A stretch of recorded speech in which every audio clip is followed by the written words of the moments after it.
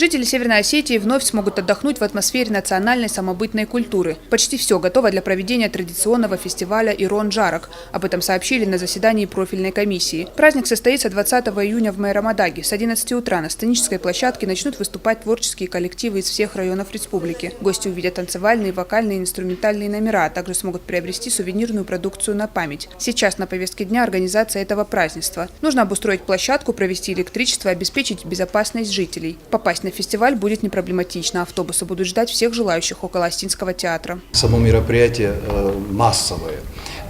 Конечно, сложно всегда такие мероприятия организовывать. Это и безопасность, это и организационные вопросы. Но когда ты видишь, что 2000, 3000 людей пришли, и они у тебя на празднике, то, наверное, все какие-то проблемы исчезают.